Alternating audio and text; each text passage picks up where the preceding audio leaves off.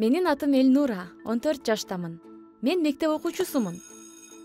Үйүмдүн маңдайымда бир башкача киши жашайт. Мен угушум боюнча ал дүрбүсү менен мени аңдып жүрүптүр. Кийинип жатканымда же болбосо уктап жатканымда. А мен болсо чечинип жалаңаш жатканды жакшы көрөм. Парданы жаап жата албайм эч. Мен аны коркутуп коеюн деп досторума айттым. Алар анын квартирасын таап, эшигин такылдатышты. Бирок ал ачпай койду. Анан алар ар кандай сөздөрдү айтып, коркутуп кетип калышты. Эртең менен ошол киши эч нерсе болбогондо мени дагы дүрбүсү менен карап жатыптыр. Аябай жиним келип, муну дагы катуу коркутуп коюш керек экен деп чечтим. Жаш кыздарды аңдыган кандай болор экен билсин. Анан дагы мен бойго жете элек кызмын да. Шаарыбызда ушунча педофилдер көбөйүп кетти. Муну жөн коюп койбош керек. Мен ишти баштадым. Айткылачы достор, мен туура эле кылып жатамбы? Менин досторум, тактап айтканда жигитимдин достору, дагы эле аңдып жатканын угушуп жинденишти.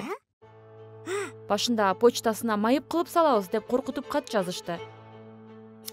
Анан бензин менен эшигин өрттөштү, бирок ал темирден экен.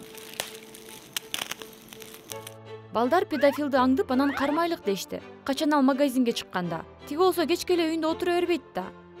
Биз анын келбети кандай экенин билчүбүз. Мен аны телефонума тартып алгам да, бирок алыс жактан. Ал чоң киши болчу. Тактап айтканда, абышка эле. Мына сага, абышка педофил. Бир күнү балдардын бири чалып, аны көчөдөн кармап алганын, анан аны коркутканын. Эң башкысы экинчи кошуна Элнура деген кызды карабай жүр деп бетке айтканын айтты. Чынында ал абышка күчтүү экен. Колундагы таягы менен башка уруп, анан мылтыгын алып чыгыптыр. А менин досум аран качып кутулуптур. Ошондуктан жок дегенде 2-3 бала керек эле аны жазалаш үчүн. Чынында бир нече күн ал жоголуп кетти. Сиягы коркуп калса керек, мага туруп бере турчулар бар экенин билип.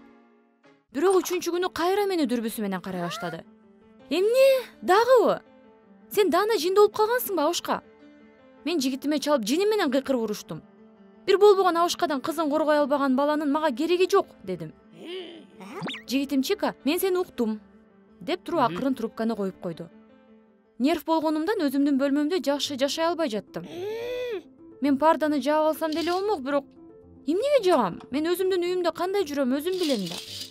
Анысы деле бир күн бою кийимчен жүрөм. Жок дегенде үйдөн денемди эс алдырганга акым бар да. Бир нече күн бою педофилди аңдып, анан кармап, ушундай тепкилеп, сабап салышты эле, ал больницага жатып калыптыр. А Чика болсо квартирасынын ачкычын алып калыптыр. Мен аныкына барып дүрбүнү алып келели дедим. Биз акырын квартирасына кирдик. Билгендей эле жөнөкөй экен. Дүрбү турган бөлмөгө кирдик. Ал болсо терезеде текчеси менен туруптур. Мен дүрбүдөн карадым. Баары 5 колдой көрүнөт экен. Бирок мен өзүмдүн бөлмөмдүн терезесин араң таптым. Дүрбүнү алып куржунума салып алдым. Бирок менин көңүлүм дубалда турган сүрөттөргө бурулду. Бул эмне? Бир дагы сүрөттө мен жокмун го? Баары бир кемпирдин сүрөттөрү экен.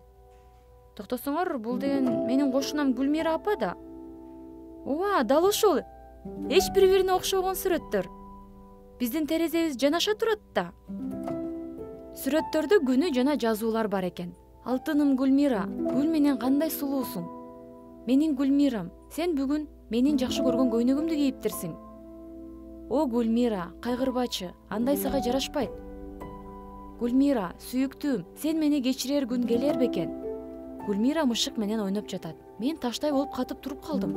Бул бөлмө жөнөкөй болгону менен сүйүү нуру чачырап турат экен. Текчеде сүрөт турган эле. Ал жерде абышканын жана Гүлмира апанын жаш кези экен. Бир убактары булар аял күйөөсү окшойт. Анан ажырашып кетишкен го. Бул абышка ушунчалык кыйын экен, ушул убакка чейин сүйүктүүсүнө туруктуу болуп жүргөн. Байкуш абышка, мен эмне кылып салдым? Бирок мен эми билем, кантип экөөңү элдештиришти. Эгер силер мени колдосоңор, лайк басып каналга катталгыла жана комментарийге ой пикириңерди калтыргыла.